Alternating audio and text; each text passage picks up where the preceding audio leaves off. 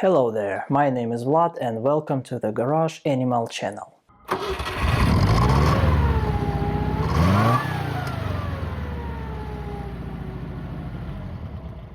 So, the adventure begins. Before turning my Zaporozhets into the cheapest electric car, see the previous episode link in the description, I decided to give it one last chance to prove itself. My college friends were waiting for me in Crimea and we'd been planning this reunion for ages. It was the summer of 2018. Crimea was under occupation, but at that time it was still possible to enter legally. The journey 800 kilometers plus a border crossing.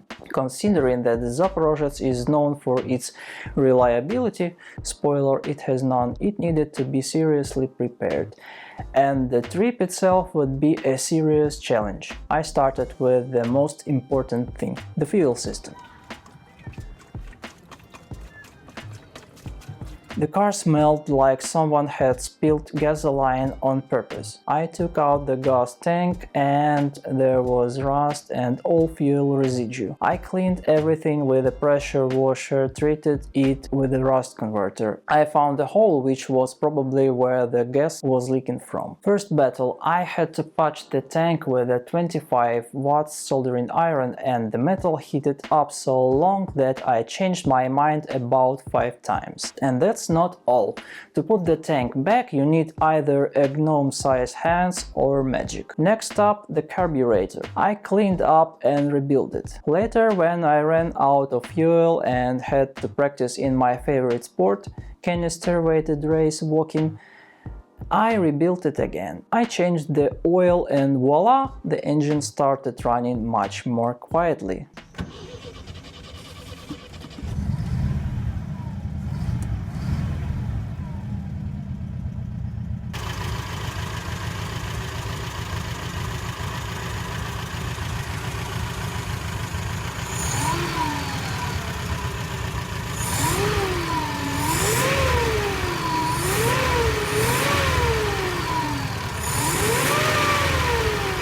I swapped the steering wheel for one from a Tavria, as the original Fury one left splinters in my hands and the horn didn't work.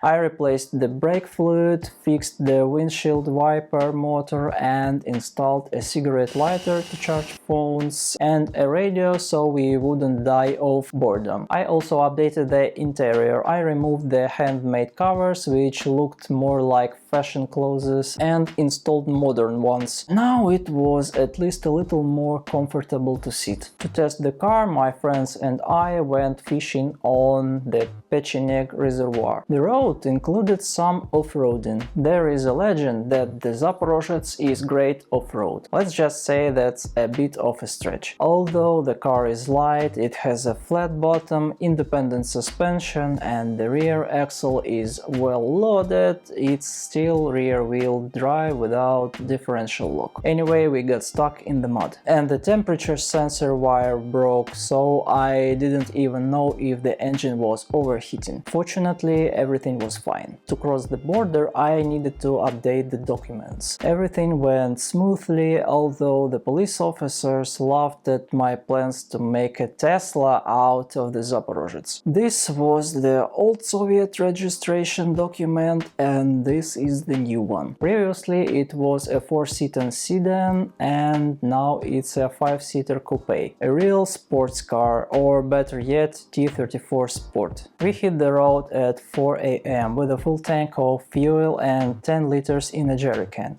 We cruised at a speed of 90 kilometers per hour. Let's see if you bastards can do 90.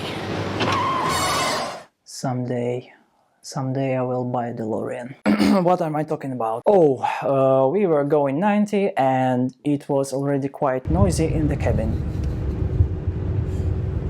The journey started smoothly. Sunrise, fresh air, and a photo stop at the Pekelne road sign, which can be translated as Hell's Village. Our first break was in Novomoskovsk. Coffee, stretching, and a quick break for our backs. The Zaporozhets seats deserve their own story and cauldron in hell. By 11 a.m. we reached Zaporizhzhia. We stopped to visit the memorial to the liquidators of the Chernobyl accident, the factory where my car was made, and of course the train station bathroom. By the afternoon the outside temperature rised, and so did the engine temperature, up to 110 degrees Celsius. Suddenly the engine stopped, and it turned out that the fuel pump had overheated. We waited for it to cool down and drove on. This situation repeated several times until we reached the customs. The border guards spotted us in the Zaporozhets and asked, "Did you get here from Kharkiv on a tow car?" Another traveler offered to swap his car for mine with his surcharge. It was 1:30 in the morning when we finally crossed the border and headed along Crimea's northeastern coast to Kerch. The last 4 hours were quite pleasant as the heat gone and the fuel pump stopped breaking. Finally.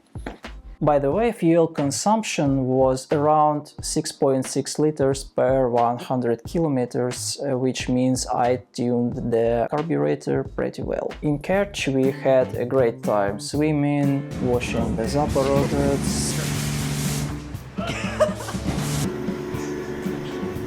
sightseeing and exploring local attractions. We decided to drive back at night to avoid the heat.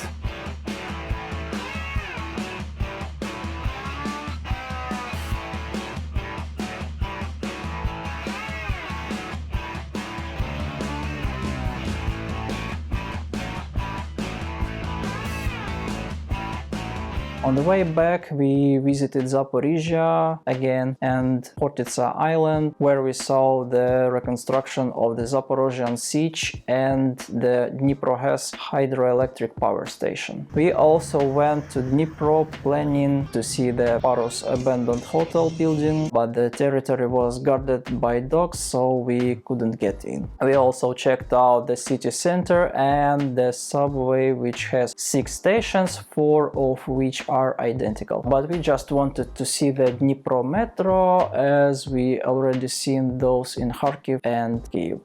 The fuel pump failed us again. As we left Dnipro, the engine refused to start and the battery died. Frustrated, I rebuilt the pump right on the highway and started the car with the hand crank.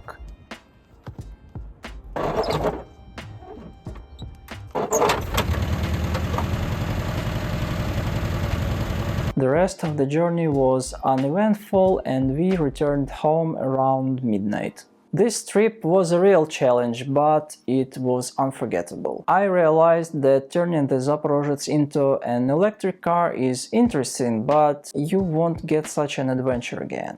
At least not with that cheap configuration designed for a 60-kilometer range and a top speed of 60 kilometers per hour. I began to doubt this idea and thought maybe there was another way, maybe a swap. Many people do that, usually putting in an engine from a Lada or a Tavria. The car becomes faster and more reliable, but these engines are very heavy and the poor weight distribution becomes even worse. And they're also cooling problems. Maybe tune the original engine? After hours of research, I learned that the Volkswagen Beetle's engine is highly tunable and it looks so cool. Check this out!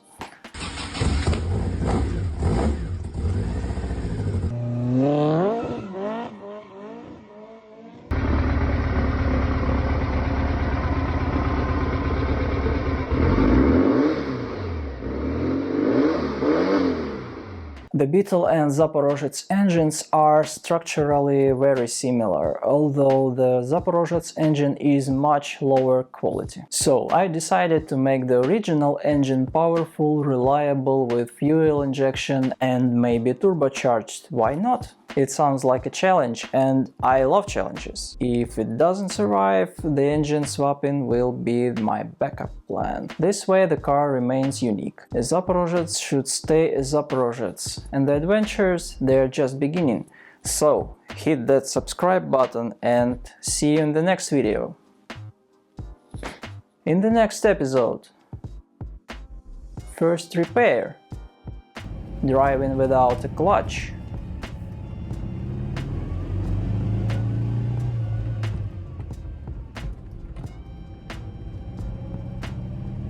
And flashing the Zaporozhets with a MacBook.